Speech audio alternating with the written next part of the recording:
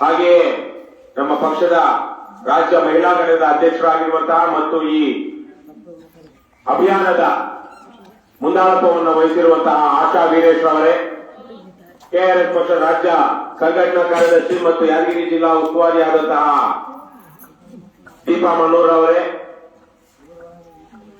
ಮತ್ತು ಕಾರ್ಯಕ್ರಮದಲ್ಲಿ ಸಾಕಷ್ಟು ಜವಾಬ್ದಾರಿಯನ್ನು ವಹಿಸಿಕೊಂಡು ನಿರ್ವಹಿಸ್ತಾ ಇರುವಂತಹ ಪದ್ಮಾವತಿ, ನಿರ್ಮಲಾ ಸೇರಿದಂತೆ ಗ್ರಾಪೂಸದ ನಮ್ಮ ಹಳೆಯ ಒಡನಾಡಿ ಶರಣ್ ಗೌಡ್ರೆ, ಜನಪರ ವೇದಿಕೆಯ ರೆಹಮಾನ್ ಮತ್ತು ಅವರೆಲ್ಲ ಆತ್ಮೀಯ ಸಹೋದ್ಯೋಗಿಗಳೇ ಹಾಗೂ ಅಬಕಾರಿ ಇಲಾಖೆ ನಿರೀಕ್ಷಕರಾದಂತಹ ಸಾದಿಕ್ ಭಾಷಾ ಉಪನಿರೀಕ್ಷಕರಾದಂತಹ ಸಾದಿಕ್ ಭಾಷಾ ಅವರೇ ಹಾಗೂ ಇಲ್ಲಿ ನೆರೆದಿರುವಂತಹ ಎಲ್ಲ ಕೆಆರ್ಎಸ್ ಪಕ್ಷದ ಸೈನಿಕರೇ, ವೀರ ಸೈನಿಕರೇ ಹಾಗೂ ಬಹಳ ನೊಂದಿರುವಂತಹ ಹೆಣ್ಣು ಮಕ್ಕಳೇ, ನಾನು ಮೊದಲಿಗೆ ನಿಮ್ಗೆ ಒಂದೆರಡು ಪ್ರಶ್ನೆ ಕೇಳ್ತೀನಿ. ಇಲ್ಲೊಂದಿಷ್ಟು ಜನ ನೀವು ಹೆಣ್ಮಕ್ಳು ಬಂದಿದ್ದೀರಾ, ಯಾರಾದ್ರೂ ನಿಮ್ಗೆ ಇವತ್ತು ರೊಕ್ಕ ಕೊಡ್ತಾರೆ ಬನ್ನಿ ಅಂತ ಕರ್ಕೊಂಡ್ರೆ ಯಾರು ರೊಕ್ಕ ಕೊಡ್ತಾ ಇದ್ದಾರ? ಏನಾದ್ರು ಬಿರಿಯಾನಿ ತಿನ್ನಿಸ್ತೀವಿ ಬನ್ನಿ ಅಂತ ಕೇಳ್ತಾ ಇದ್ದಾರ? ಇಲ್ಲ. ಈಗ ನನ್ನ ಪ್ರಶ್ನೆ ಅದು ಕೇಳಬಾರ್ದಿತ್ತು, ಕೇಳಬೇಕು ಕೆಲವೊಂದು ಸಂದರ್ಭಕ್ಕೆ ಅಂತ. ಈಗ ನಿಮ್ಮಲ್ಲಿ, ನಿಮ್ಮ ಕುಟುಂಬದಲ್ಲಿ, ನಿಮ್ಮ ಮನೆಯಲ್ಲಿ, ನಿಮ್ಮ ಸಂಸಾರದಲ್ಲಿ ಅಣ್ಣನೋ, ತಮ್ಮನೋ, ಅಪ್ಪನೋ, ಮಗನೋ ಯಾರೋ ಒಬ್ರು ಕುಡಿತಕ್ಕೆ ಬಲಿಯಾಗಿ ಕುಡಿತ ಹೆಂಡ ಕುಡಿಯೋದಕ್ಕೆ ದಾಸರಾಗಿ ಅದರಿಂದ ನಿಮ್ಮ ಕುಟುಂಬಗಳಿಗೆ ಕಷ್ಟ ಆಗಿದೆ ಅನ್ನುವಂಥ ಕೈ ಎತ್ತಿ.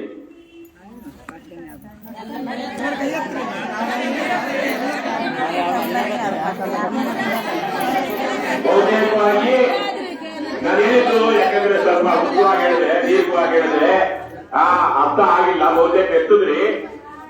ನಿಮ್ಮೆಲ್ಲಾ ಕುಟುಂಬಗಳನ್ನು ಯಾವುದೋ ಒಬ್ಬ ನಿಮ್ಮ ಅಣ್ಣನೋ, ತಮ್ಮನೋ, ಅಪ್ಪನೋ, ಮಗನೋ ಅವ್ನು ಸಾರಾಯಿ ಕುಡ್ಕೊಂಡು ಇನ್ನೊಂದು ಕುಡ್ಕೊಂಡು ಸಮಸ್ಯೆ ಮಾಡ್ಕೊಂಡು ನಿಮ್ಗೆ ಅವ್ರ ಹೆಣ್ಮಕ್ಳು ಬಡಿಯೋದು, ನಿಮಗ್ ಬಡಿಯೋದು ಮಾಡ್ತಾ ಇದಾರ? ಎತ್ತೋದಾರ? ಅಥವಾ ಅದಿಲ್ಲ ಅಂದ್ರೂ ಅವ್ರು ಮಾಡಿ ಸಂಪಾದನೆ ಮಾಡಿದ ಕೂಲಿನೆಲ್ಲ ತಗೊಂಡು ಹೋಗಿ ಬಾರಿಗೆ ವಹಿಸೋರಿಗೆ ಹಾಕೋರಿದಾರ? ಏನಮ್ಮ ಇದಾರ ಇಲ್ವಾ? ಇದಾರಲ್ವಾ? ಇವತ್ತು ಸರ್ಕಾರ ನಿಮ್ಗೆ ಗೃಹಲಕ್ಷ್ಮಿ ಅಂತ 2,000 ಕೊಡ್ತಾ ಇದೆ, ಕರೆಂಟ್ ಬಿಲ್ ಮಾಫಿ, ಅನ್ನಭಾಗ್ಯ ಅಂತೇಳಿ ಒಬ್ಬರಿಗೆ 5 ಕೆಜಿ ಅಕ್ಕಿ ಅಂತ ಕೊಡುತ್ತೆ, ನಿಮ್ಮ ಮಕ್ಕಳಿಗೆ ಉಚಿತವಾಗಿ ಶಿಕ್ಷಣ ಕೊಡ್ತಾ ಇದೆ, ಗೌರ್ಮೆಂಟ್ ಸ್ಕೂಲಲ್ಲಿ ಉಚಿತವಾಗಿ ವಿದ್ಯೆ ಸಿಗ್ತಾ ಇದೆ, ಗೌರ್ಮೆಂಟ್ ಹಾಸ್ಪಿಟಲ್ ಅಲ್ಲಿ ಏನಾದ್ರೂ ಕಾಯಿಲೆ ಬಂತು ಅಂದ್ರೆ ಅಲ್ಲಿ ನೋಡೋರಿದ್ದಾರೆ. ಇಷ್ಟೆಲ್ಲ ಇದ್ರೂ ನಿಮ್ಮ ಬಡತನ ನಿವಾರಣೆ ಆಗಿದೆಯಾ? ಬಡತನ ನಿವಾರಣೆ ಆಗಿದೆಯಾ? ಆಗಿಲ್ಲ. ಇವತ್ತು ನೀವು ಆವತ್ತಿಗೆ ವಿಶೇಷವಾಗಿ ಎಷ್ಟೋ ಮನೆಗಳಲ್ಲಿ ಹೆಣ್ಣು ಮಕ್ಕಳು ದುಡಿದ್ರೆ ಮನೆಯಲ್ಲಿ ಒಂದಷ್ಟು ನಡೆಯುತ್ತೆ. ಅದು ಬಟ್ಟೆಗಿರ್ಬೋದು, ಊಟಕ್ಕೂ ಇರ್ಬೋದು, ಅಥವಾ ಯಾವುದೋ ಒಂದು ಸಣ್ಣ ಪುಟ್ಟ ಹಬ್ಬ ಹರಿದಿನಕ್ಕೂ ಇರ್ಬೋದು. ನೀವು ದುಡಿದ್ರೆ ಬಹುತೇಕ ಹಳ್ಳಿಗಳಲ್ಲಿ ಇವತ್ತು ಮನೆ ಸಂಸಾರ ನಡೆಯುತ್ತೆ. ಗಂಡಸು ದುಡಿಯೋದೆಲ್ಲ ಎಲ್ಲಿ ಹೋಗುತ್ತೆ? ಸಾರಾಯಿಗೆ ಹೋಗುತ್ತೆ ಅಲ್ವೇನಮ್ಮ? ಅವ ನಿಕ್ಕಳವ ಗಂಡಸು ಸ್ವಲ್ಪ ಮಾತಾಡಬೇಕು, ನೀವು ನಾನು ಹೇಳೋದಕ್ಕೆ ಹೌದು ಇಲ್ಲ ಅನ್ಬೇಕು. ಗಂಡಸು ದುಡಿಯೋದೆಲ್ಲ ನಿಮ್ಮ ಮನೆಗಳಲ್ಲಿ ಬಹುತೇಕವಾಗಿ ಎಲ್ಲಿ ಹೋಗುತ್ತೆ? ಸಾರಾಯಿಗೆ ಹೋಗುತ್ತೆ. ಇವಾಗ ಸಾರಾಯಿ ಅಂಗಡಿ ಇರೋದು ಸರಿನೋ ತಪ್ಪು? ತಪ್ಪು. ಆದರೆ ಸರ್ಕಾರ ಸಾರಾಯಿ ಅಂಗಡಿಗೆ ಲೈಸೆನ್ಸ್ ಕೊಟ್ಟಿದೆಯೋ ಇಲ್ವೋ? ಲೈಸೆನ್ಸ್ ಕೊಟ್ಟಿರುವಾಗ ಸಾರಾಯಿ ಮಾರೋದು ಅಪರಾಧವೋ ಅಲ್ವೋ? ಅಪರಾಧವೋ ಅಲ್ವೋ? ಲೈಸೆನ್ಸ್ ಇರೋರು ಸಾರಾಯಿ ಬ್ರಾಂತಿ ವಿಸ್ಕಿ ಮಾಡಿದ್ರೆ ಅಪರಾಧವೋ ಅಲ್ವೋ? ಅಲ್ಲ. ಅವ್ರಿಗೂ ಸ್ವಲ್ಪ ಡೌಟ್ ಬಂದ್ಬಿಡಿ. ಸಾರಾಯಿ ಅಂಗಡಿಗಳಲ್ಲಿ ಇವತ್ತು ಬಾರು, ವೈನ್ ಸ್ಟೋರ್ ಏನಿದೆ ಅದರಲ್ಲಿ ಅದೇನೇನೋ ಏನಂತಾರಪ್ಪ, ಬ್ರಾಂತಿ ವಿಸ್ಕಿ ಬೇರು, ಚೆನ್ನಾಗಿ ತಿಳ್ಕೊಂಡಿದ್ರಪ್ಪ, ಇವೆಲ್ಲ ಮಾಡೋದು ತಪ್ಪಲ್ಲ. ತಪ್ಪಂದ್ರೆ ಅದಕ್ಕೆ ಪೊಲೀಸರು ಬಂದಾಗ್ಲಿ, ಅಬಕಾರಿ ಇಲಾಖೆಯವರು ಬಂದಾಗ್ಲಿ ಅದನ್ನ ಬಂದ್ ಮಾಡಕ್ ಆಗೋದಿಲ್ಲ. ಅದಕ್ಕೆ ಸರ್ಕಾರವೇ ಅನುಮತಿ ಕೊಟ್ಟಿದೆ. ಯಾರ ಸರ್ಕಾರ? ಯಾರ ಸರ್ಕಾರ?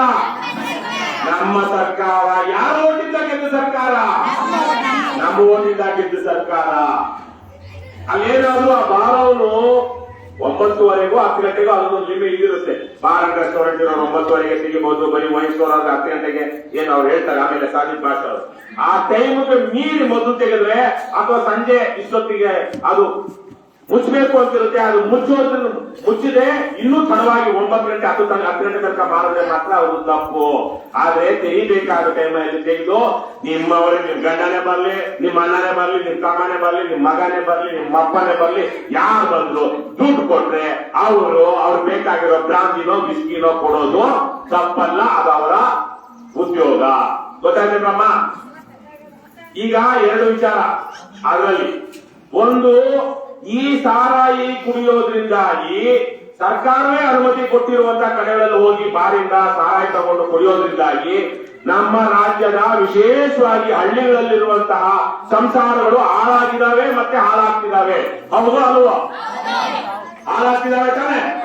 ಹಿಂದೇನೋ ಹಾಳಾಗಿದೆ.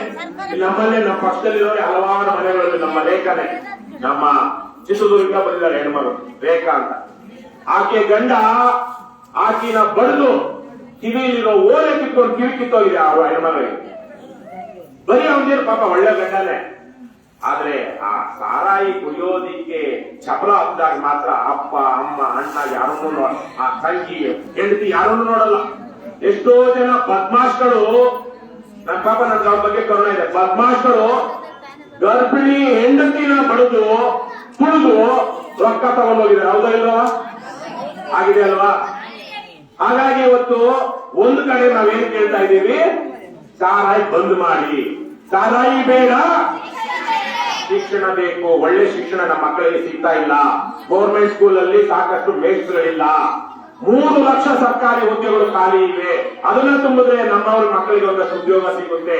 ಹಾಗಾಗಿ ಸಾರಾಯಿ ಬೇಡ, ಹಳ್ಳಿಗಳಲ್ಲಿ ಕುಡಿಯೋದಿಕ್ಕೆ ಸರಿಯಾಗಿ ನೀರ್ ಗತಿ ಇಲ್ಲ, ಅದಕ್ಕೆ ಬೀರು ಬೇಡ. ಇಲ್ಲಿಂದ ಯರಗೋಳಿಂದ ಹೋಗಿ ಯಾದಗಿರಿಗೆ ಹೋಗಿ ಅಲ್ಲಿ ಬಾರ್ ಇರುತ್ತೆ, ಅಲ್ಲಿ ಮಾತ್ರ ಕುಡಿಯೋದಿಕ್ಕೆ ತಗೋಬಹುದು ಅಂದಾಗ ಅವನೇನು ಪ್ರತಿ ದಿವಸ ಹೋಗ್ತಾ ಇರ್ತಾನ? ಅವ್ರ ಕಣ್ಣು ಮುಂದೆ ಇಲ್ಲೇನಾದ್ರು ಬಾಟ್ಲು ಕಾಣಿಸ್ಬಿಟ್ರೆ ಚಪಲ ಕಿತ್ತಾಡ್ಕೊಂಡು ಹೊಡೆದಾಡ್ಕೊಂಡು ಬಂದು ಅಂದು ಬೇಕಾದ್ರೆ ತಗೊಳ್ತಾರೆ. ಹಾಗಿರುವಾಗ ಎಲ್ಲೋ ಒಂದು ಕಡೆ ಇಡೀ ರಾಜ್ಯದಲ್ಲಿ ಎಷ್ಟೋ 1,000ನೋ 2,000ನೋ ಮದ್ಯದ ಅಂಗಡಿಗಳಿಗೆ ಅನುಮತಿ ಇರುವಂತದ್ದು, ಅದ್ರಲ್ಲಿ ಎಷ್ಟೋ ಅಕ್ರಮಗಳಾಗ್ತಾ ಇದೆ. ಆದ್ರೆ ಯರಗೋಳಲ್ಲಿ ಒಂದು ಬಾರ್ ಇದ್ರೆ, ಯರಗೋಳ ದೂರದಿಂದ ಬರುವಂತ ಯಾವ್ದೋ ಹಳ್ಳಿಯವನು ಯರಗೋಳ ಕತೆ ಬಿಡಿ, ಮುಗಿತ ಅವ್ರ ಕತೆ. ಇಲ್ಲೇ ಎದ್ರೆ ಬಿದ್ರೆ ಬಾರ್ ಕಾಣಿಸುತ್ತೆ, ಇವ್ರು ಬೆಳೆದ್ರು ಚಟ ಆಗಿರುವಂತ ಕುಡಿದು ನೆಗೆದು ಬಿದ್ರು ಮನೆ ಹಾಳು ಮಾಡುದು. ಆದ್ರೆ ಪಕ್ಕದ ಯಾವ್ದೋ ಹಳ್ಳಿಯಿಂದ ಬರಬೇಕು ಅಂದವನಿಗೆ ಅವ್ರು ಕಷ್ಟಪಟ್ಟು ಬರ್ಬೇಕು, ಇಲ್ಲಿ ಕುಡಿಬೇಕು, ಕುಡಿದು ರಾತ್ರಿ ಹೋಗುವಾಗ ಎಲ್ಲ ಮೋರಲ್ಲಿ ಬೀಳ್ತಾನೆ, ಚರಂಡಿಲಿ ಬೀಳ್ತಾನೆ, ಗಟ್ಟರಲ್ಲಿ ಬೀಳ್ತಾನೆ. ಆಮೇಲೆ ಮಾತ್ರ ಒಂದ್ 2 ದಿವಸ ಕಾಯಿ ಅಂತ ಬಿದ್ದಿರ್ತಾನೆ, 2 ದಿವಸ ಬರಲ್ಲ.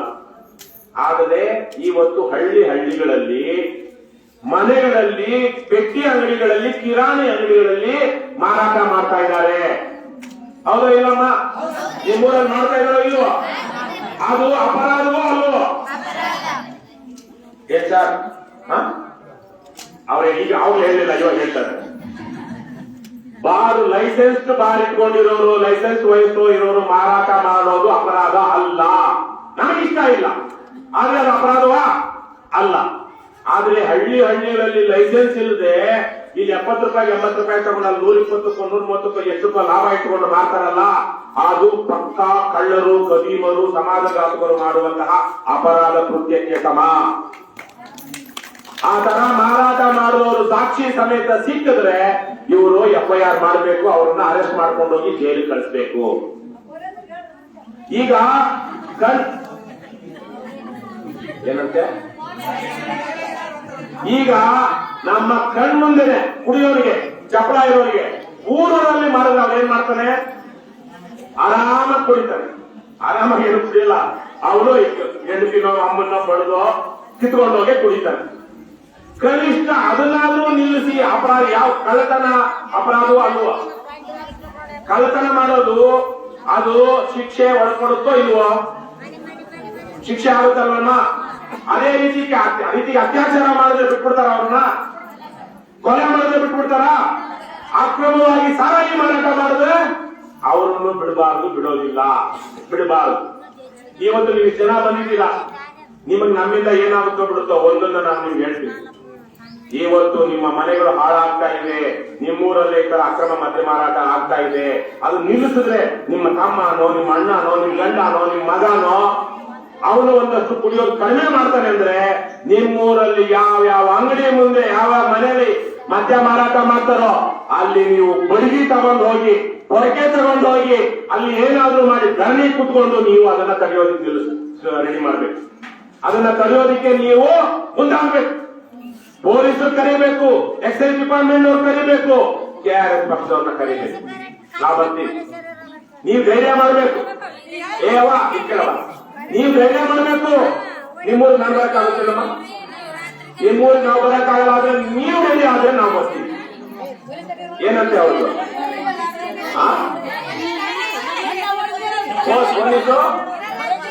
ಪೊಲೀಸು ನೋಡಮ್ಮ, ಏನ ಹೆಸರು ಏನವ ನಿಮ್ಮ ಹೆಸರು? ತೋಟಮ್ಮ. ಪೊಲೀಸರು ನಮ್ಗೂ ಎಷ್ಟು ದೂರ ಇವತ್ತು ಅಂದ್ರೆ ಇಷ್ಟೇ ದೂರ. 112 ಏನು 112 ಫೋನ್ ಅಲ್ಲಿ 112 ಒತ್ತಿ ನೇರ ಪೊಲೀಸ್ ಸ್ಟೇಷನ್ ಹೋಗುತ್ತೆ. ನಿಮ್ಮೂರು ಯಾವುದು, ನಿಮ್ಮ ಸಮಸ್ಯೆ ಏನು? ಇಕ್ಕಳವ ಅವ ಇಕ್ಕಳವ ಫೋನ್ ಇದೆಯಾ? ಫೋನ್ ಇದೆಯಾ? ಮಗನ ಹತ್ರ ಇದೆಯಾ? ಮಗನ ಹತ್ರ ಫೋನ್ ತಗೋ. 112 ನೇರವಾಗಿ ಪೊಲೀಸರು ನಿನ್ನ ಹತ್ರ ಆಗುತ್ತಾರೆ. ಏನಮ್ಮ ಅಯ್ಯಮ್ಮನ್ ಬಿಡಮ್ಮ, ಗೊತ್ತಾಯ್ತಾ? ಧೈರ್ಯ ಮಾಡಿ. ಮುಖಂಡರಿಗೆ ಸಮಾಜದಲ್ಲಿ ಬದುಕೋದಿಕ್ಕೆ ಇವತ್ತು ಬಲಾಢ್ಯರು ಅವಕಾಶ ಕೊಡೋದಿಲ್ಲ. ನೀವೆಲ್ಲಿ ತನಕ ಗರ್ಭೋಮಗಳಾಗಿರ್ತೀರೋ ನಿಮ್ಮ ಸಮಸ್ಯೆ ಬಗೆಹರಿಯಲ್ಲ. ಹಾಗಾಗಿ 112 ಒತ್ತಿ ಪೊಲೀಸರಿಗೆ ಹೇಳಿ, ನಮ್ಮೂರಲ್ಲಿ ಇಂತ ಇದ್ಯಾವ ಕೇರಿನಲ್ಲಿ ಅವನು ರಾಮಯ್ಯ ಅನ್ನೋನು, ಭೀಮಯ್ಯ ಅನ್ನೋನು, ಅಥವಾ ತಿಮ್ಮವ್ವ ಅನ್ನೋಳು, ಕನಕಮ್ಮ ಅನ್ನೋಳು ಯಾರೋ ಸಾರಾಯಿ ಎಂಡ ಮಾಡ್ತಾ ಇದ್ದಾರೆ ಅಂತ ಹೇಳಿ ಪೊಲೀಸರು ಬಂದು ಅದನ್ನ ಅಟೆಂಡ್ ಮಾಡಲೇಬೇಕಾಗುತ್ತೆ. ಯಾಕೆಂದ್ರೆ ಫೋನ್ ಬಂದ ಮೇಲೆ ಯಾರು ಫೋನ್ ಮಾಡಿದ್ರು ಅವ್ರು ವಾಪಸ್ ಮಾಡಿ ಅವರು ಇವ್ರ ಸಮಸ್ಯೆ ಬಗೆಹರಿಸಿದೀವಿ ಅಂತ ಅಲ್ಲಿ ಟೈಪ್ ಮಾಡಬೇಕಾಗುತ್ತೆ ಅವರು. ಹಾಗಾಗಿ 112 ಬಳಸಲೇಬೇಕು ನೀವು. ಅವ್ರು ಹೇಳ್ದಂಗೆ ಪೊಲೀಸರು ನಮ್ ಸಿಗಲ್ಲ ಮಾಡಂಗಿಲ್ಲ ಅಂತಲ್ಲ. ಇಲ್ಲೊಂದೇ ತಾನೇ 112 ಇದೇ ತಾನೇ ಇವ್ರೆ, ನಿಮ್ದಲ್ಲ. ಪೊಲೀಸ್ ಇಲಾಖೆ 112 ಇದಾರಮ್ಮ, ಇದೆ ಅಲ್ವಾ? ಇಡೀ ರಾಜ್ಯದಲ್ಲಿ 112 ಎಮರ್ಜೆನ್ಸಿಗೆ ಕರೆಯುವಂತದ್ದು ಅಥವಾ ಇಂತಹ ಕೆಲಸ ಅಕ್ರಮ, ಕಳ್ತನ, ಅತ್ಯಾಚಾರ ಆಗ್ತಾ ಇದೆ ಅಂದ್ರೆ ತಕ್ಷಣಕ್ಕೆ ನಿಮ್ಮ ಇನ್ಸ್ಪೆಕ್ಟರ್, ಸಬ್ ಇನ್ಸ್ಪೆಕ್ಟರ್ ನಂಬರ್ ಜ್ಞಾಪಕ ಇರುತ್ತದಪ್ಪ ನಿಮಗೆ.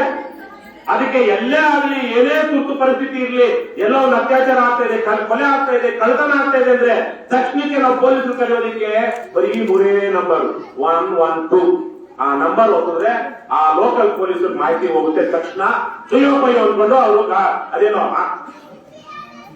ಏನಂತಾರೆ, ಎಮರ್ಜೆನ್ಸಿ ಏನಪ್ಪ ಅಂತಾರೆ, ಸೈರನ್ ಹಾಕೊಂಡು ಬರ್ತಾರೆ. ಇವಾಗ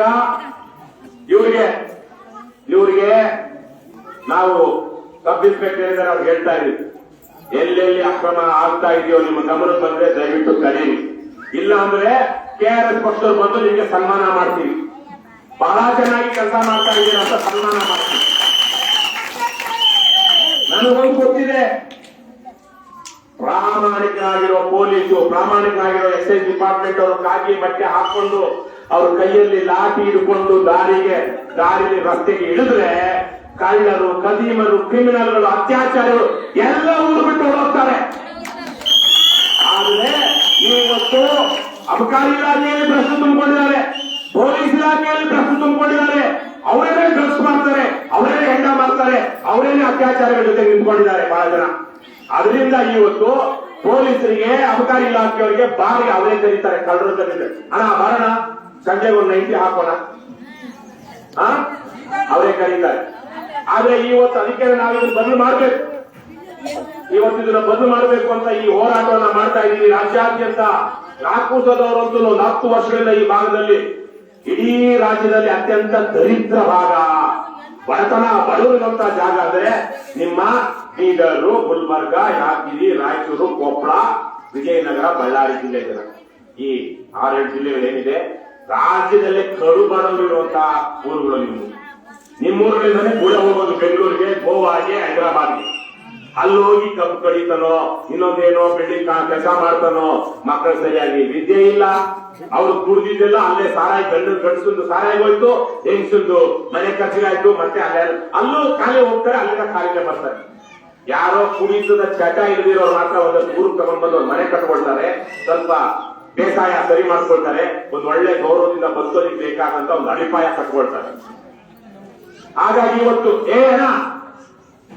ಇವತ್ತು ನಾವು ಇಡೀ ರಾಜ್ಯದಲ್ಲಿ ಒಂದು ಒಳ್ಳೆ ಸಮಾಜ ಕಟ್ಟಬೇಕು, ಬಡತನ ನಿವಾರಣೆ ಆಗ್ಬೇಕು ಅಂದ್ರೆ ಇವತ್ತು ಮದ್ಯ ನಿಷೇಧ ಜಾರಿ ಆಗ್ಬೇಕು ಅಂತ ನಾವು ಕೇಳ್ತಾ ಇದ್ದೀವಿ.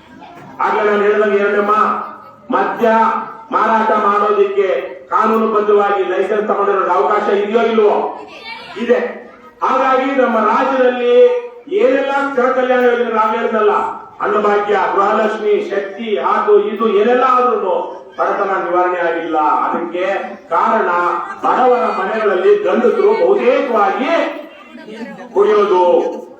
ಹಾಗಾಗಿ ಬಡತನ ನಿವಾರಣೆ ಆಗಬೇಕು, ರಾಜ್ಯದ ಜನರ ತೆರಿಗೆ ಹಣ ಸದುಪಯೋಗ ಆಗಬೇಕು ಅಂದ್ರೆ ಏನಾಗಬೇಕು? ಮದ್ಯ ನಿಷೇಧ ಜಾರಿ ಆಗಲೇಬೇಕು, ಮಾಡಲೇಬೇಕು. ಜಾರಿಯಾಗಲಿ ಮದ್ಯ ನಿಷೇಧ ಜಾರಿಯಾಗಲಿ. ಏನಾಗ್ಬೇಕು? ಮದ್ಯ ನಿಷೇಧ ಅಂದ್ರೆ ಸಾರಾಯಿ ಬಂದ್ ಮಾಡ್ಬೇಕು. ನೀವೇನು ಸಾರಾಯಿ ಬಂದ್ ಅರ್ಥ ಆಗುತ್ತಲ್ಲ? ಮಾಡಿರಿ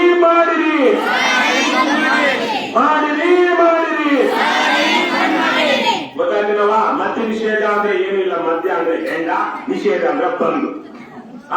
ಹೆಂಡ ಬಂದ್ ಆಗ್ಬೇಕು, ಸಾರಾಯಿ ಬಂದ್ ಆಗ್ಬೇಕು. ಅದನ್ನ ಮಾಡ್ಬೇಕಾಗಿರೋರು ಯಾರು? ಸರ್ಕಾರದವರು. ಆಮೇಲೆ ಅಕ್ರಮವಾಗಿ ಮದ್ಯ ಮಾರಾಟ, ಯಾರು ಬೇಕಾದ್ರೂ ಕಳ್ಳತನ ನಿಲ್ಲಿಸಬಹುದು, ಯಾರು ಬೇಕಾದ್ರೂ ಅತ್ಯಾಚಾರ ನಿಲ್ಲಿಸಬಹುದು. ಅಲ್ಲಿ ಎದುರಿದ್ರೆ ನಾವು ನಮ್ಮ ಕಣ್ ಮುಂದೆ ಅಲ್ಲಿ ಕೊಲೆ, ಕಳ್ಳತನ, ಅತ್ಯಾಚಾರ ಆಗ್ತಾ ಇದೆ. ರಾಜ್ಯದ ದೇಶದ ಯಾವುದೇ ಪ್ರಜೆ ಹೋಗಿ ಅಲ್ಲಿ ಅಡ್ಡ ಹಾಕಿ ನಿಲ್ಲಿಸೋದಿಕ್ಕೆ ಅವರಿಗೆ ಅಧಿಕಾರ ಇದೆ. ಯಾವನು ಮಾಡ್ತಾ ಇರೋ ಕಳ್ಳ ಅವನನ್ನ ಹಿಡ್ಕೊಂಡು ಹೋಗಿ ಪೊಲೀಸ್ ಸ್ಟೇಷನ್ ಕಳಿಸೋದಿಕ್ಕೆ ನಮಗೆ ಅಧಿಕಾರ ಇದೆ. ನಮಗೆ ಕೋರ್ಟ್ಗೆ ಹೋಗಿ ಶಿಕ್ಷೆ ಕೊಟ್ಟು ಅಧಿಕಾರ ಇಲ್ಲ, ಅದು ಪೊಲೀಸರಿಗೆ ವ್ಯಾಪ್ತಿಗೆ ಬರುತ್ತೆ. ಆದ್ರೆ ಅವನು ಯಾವ ಕಳ್ತನ ಮಾಡ್ತಾ ಇದ್ದಾನೆ ಅವನ್ನ ಹಿಡಿದು ಪೊಲೀಸರಿಗೆ ಹೋಗ್ಸೋದಿಕ್ಕೆ ಯಾವುದೇ ನಿರ್ಬಂಧ ಇಲ್ಲ. ಗೊತ್ತಾಯ್ತೇನಪ್ಪ? ಕಳ್ತನ ಆಗ್ತಾ ಇದ್ರೆ ನಾವು ಪೊಲೀಸರು ಕರಿಬೇಕು, ಇಲ್ಲ ನೀವೇ ನಿಲ್ಲಿಸಬಹುದು. ಏನಂದ್ರೆ ಅವ್ನ ಕೈಯಲ್ಲಿ ಪಿಸ್ತೂಲೋ ತಲವಾರೋ ಇದ್ರೆ ಮಾತ್ರ ಭಯ ಪಡ್ಬೇಕು, ಇಲ್ಲಾಂದ್ರೆ 2 ಬಡ್ದು ಪೊಲೀಸರು ಕೊಡ್ಬೋದು. ಅದೇ ರೀತಿಯ ಇವತ್ತು ನಿಮ್ಮೂರಲ್ಲಿ ಅಕ್ರಮವಾಗಿ ಹೆಂಡ ಮಾಡ್ತಾ ಇದ್ದಾರೆ, ಗೂಡಂಗಿಲಿ, ಪೆಟ್ಟೆ ಅಂಗಡಿಲಿ, ಅಲ್ಲೇನು ಬೋರ್ಡ್ ಇಂದ ಮಾಡ್ತಾ ಇದ್ದಾರೆ ಅಂದ್ರೆ ಯಾರೆಲ್ಲ ನಿಲ್ಲಿಸಬಹುದು? ಅದನ್ನ ಯಾರೆಲ್ಲ ನಿಲ್ಲಿಸಬಹುದು? ಅಸಾಧ್ಯನಮ್ಮ. ಏನು ನಿಮ್ಮೂರಲ್ಲಿ ಇವತ್ತು ಪೆಟ್ಟೆ ಅಂಗಡಿಲಿ ಸಹಾಯ ಮಾಡ್ತಾ ಇದ್ದಾರೆ ಅಂದ್ರೆ ಯಾರು ನಿಲ್ಲಿಸೋದಿಕ್ಕಾಗುತ್ತೆ? ನಿಮಗೂ ಆಗುತ್ತೆ, ನಿಮ್ ಕೈಲೂ ಆಗುತ್ತೆ. ಯಾರು ಬಂದು ನಾನು ಸಹಾಯ ಮಾಡ್ತಾ ಇದ್ದೆ, ಈ ಅಮ್ಮ ಬಂದು ಅಡ್ಡ ಹಾಕ್ಬಿಟ್ಟು ಅಂತ ಹೇಳಿದ್ರೆ ಅವನು ನಾನು ಸಹಾಯ ಮಾಡ್ತಾ ಇದ್ದೆ ಅಂತ ಒಪ್ಕೊಂಡಾಗೆ ಅವ್ನು ಜೈಲ್ ಯಾರಿಲ್ಲ. ಗೊತ್ತಾಯ್ತಾ? ನೀವು ಧೈರ್ಯ ಮಾಡಬೇಕು, ಗುಂಪಾಗಿ ಮಾಡ್ಬೇಕು. ಒಬ್ರು ಇಬ್ರು ಹೋಗಿ ಮಾಡಿದ್ರೆ ಆಗೋದಿಲ್ಲ. ಹಾಗಾಗಿ ನಾವು ನಿಮ್ಗೆ ಧೈರ್ಯ ಕೊಡ್ತೀವಿ. ನೀವು ಗುಂಪಾಗಿ ಒಂದೊಂದು ಊರಲ್ಲಿ ಯಾವ್ಯಾವ ಊರಿಂದ ಬಂದಿದ್ದೀರೋ ನಿಮ್ಮ ಊರಲ್ಲಿ ಯಾರಾದ್ರೂ ಮನೆಗಳಲ್ಲೋ ಇನ್ನೊಂದ್ರಲ್ಲೋ ಅಂಗಡಿನಲ್ಲೋ ಕಿರಾಣಿ ಅಂಗಡಿನೋ ಸಾರಾಯಿ, ಎಂಡ, ಬಿಸ್ಕಿ, ಬ್ರಾಂದಿ ತರ ಮಾಡ್ತಾ ಇದ್ರೆ ನೀವು ಗುಂಪು ಕಟ್ಕೊಂಡು ಹೋಗಿ ವಿಡಿಯೋ ಮಾಡ್ಕೊಳ್ಳಿ. ನಿಮ್ ಮಕ್ಕಳನ್ನ ಮೊಮ್ಮಕ್ಕಳನ್ನ ಯಾರೋ ಹೆಣ್ಮಕ್ಳು ಇದ್ದಿ ನಿಮ್ ಸೊಸೆಯನ್ನ ಕರ್ಕೊಂಡು ಹೋಗಿ ವಿಡಿಯೋ ಮಾಡ್ಕೊಂಡು ಅವ್ರ ಮನೆ ಮುಂದೆ ಘೋಷಣೆ ಕೂಗಿ ಬಂದ್ ಮಾಡಿ ಸಾರಾಯಿ ಬಂದ್ ಮಾಡಿ ಅಂತ ಘೋಷಣೆ ಕೂಗಿ ವಿಡಿಯೋ ಮಾಡ್ಕೊಳ್ಳಿ. 112 ನಂಬರ್ ಕಾಲ್ ಮಾಡಿ ಅವ್ರು ಬರ್ತಾರೆ, ಆ ಮನೆ ತಪಾಸಣೆ ಮಾಡ್ತಾರೆ. ಆ ಮನೆಯಲ್ಲಿ ಅದೇನೋ 2 ಲೀಟರ್ 4 ಲೀಟರ್ ಹೊಂದಿರುತ್ತೆ, ಅದಕ್ಕಿಂತ ಹೆಚ್ಚಿಗೆ ಪಾಕೆಟ್ಗಳು ಇತ್ತು ಅಂದ್ರೆ ಅವ್ರನ್ನ ಅಲ್ಲೇ ಇವರು ಸಾದಿಕ್ ಭಾಷಾ ನಮ್ಮ SI ಅವರನ್ನೇ FIR ಮಾಡಿ ಅರೆಸ್ಟ್ ಮಾಡ್ಕೊಂಡು ಜೈಲಿಗೆ ಕಳಿಸ್ತಾರೆ. ಆಗುತ್ತಲ್ಲಮ್ಮ? ಇವ್ರು ಬರ್ಲಿ ಅಂದ್ರೆ ಇಲ್ಲೊಂದು ಸಮಸ್ಯೆ ಇದೆ. ಇವ್ರದ್ದು ಗುರುಮೆಟ್ಕಲ್ ತಾಲೂಕು ಮತ್ತೆ ಯಾದಗಿರಿ ತಾಲೂಕು, ಇಷ್ಟೂ ತಾಲೂಕು, 2 ತಾಲೂಕುಗಳಿಗೆ 350 ಹಳ್ಳಿಗಳಿಗೆ ಎಷ್ಟು ಜನ ಆಫೀಸರ್ಗಳಿದ್ದಾರೆ ಗೊತ್ತಾ? ಅವ್ರ ಡಿಪಾರ್ಟ್ಮೆಂಟ್ ಅಲ್ಲಿ ಎಷ್ಟು ಜನ? 3 ಜನ. ಅದರಲ್ಲಿ ಒಬ್ರು ಯಾವಾಗ ಕೋರ್ಟ್ ಡ್ಯೂಟಿ ನಂಗೆ. ಅವ್ರು ಅಷ್ಟು ಜನ ಬಂದು ಮಾಡೋದಕ್ಕಾಗತ್ತಾ? ಮಾಡ್ಬೇಕು, ಸರ್ಕಾರ ಮಾಡ್ಬೇಕು. ಆದ್ರೆ ಅವ್ರು ಇಲ್ದೇ ಇವತ್ತು ಪೊಲೀಸರು ನಮ್ಮೂರಿಗೆ ಕಳ್ಳರು, ದರೋಡೆಕೋರರು ಬರ್ತಾ ಇರ್ತಾರೆ. ಪೊಲೀಸರು ನಮ್ಮ ರಕ್ಷಣೆ ಬರಲ್ಲ ಅಂದಾಗ ಊರಿನ ಜನ ಏನ್ ಮಾಡ್ತಾರೆ? ಊರಿನ ಜನ ಏನ್ ಮಾಡ್ಬೇಕು? ಕಳ್ಳ ಬಿಟ್ಬಿಡ್ತೀರ ಊರನ್ನ? ತಾಯಿ ಅದರಮ್ಮ, ನಿಮ್ಮೂರಿಗೆ ಕಳ್ಳರು ಆವಾಗ ಬರ್ತಾ ಇರ್ತಾರೆ, ದರೋಡೆ ಮಾಡ್ತಾ ಇರ್ತಾರೆ, ಬಡಿತಿರ್ತಾರೆ, ಮಾಂಗಲ್ಯ ಎಲ್ಲ ಕಿತ್ಕೊಂಡು ಹೋಗ್ತಾ ಇರ್ತಾರೆ.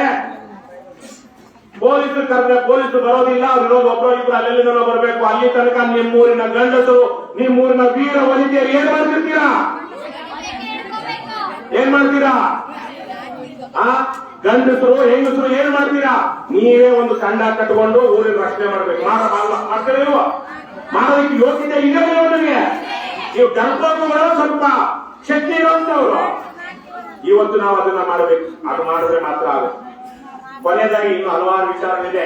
ಅದು ಯಾರೋ ಹೇಳಿದ್ರಲ್ಲ, ನಮ್ ಶರಣಗೌಡ ತಾನೆ, ಶರಣಗೌಡ ಹೇಳಿದ್ರೆ ಸರ್ಕಾರ ಹುಡುಗೋಸಿ ಅಬಕಾರಿ ಇಲಾಖೆ ಬರೋ ದುಡ್ಡು ಹುಡುಗೋಸಿ 4 ಲಕ್ಷ ಕೋಟಿ ರೂಪಾಯಿ, 400,000 ಕೋಟಿ ರೂಪಾಯಿಗಳು, 4 ಲಕ್ಷ ಕೋಟಿ ರೂಪಾಯಿಗಳು. 10,000 1 ಲಕ್ಷ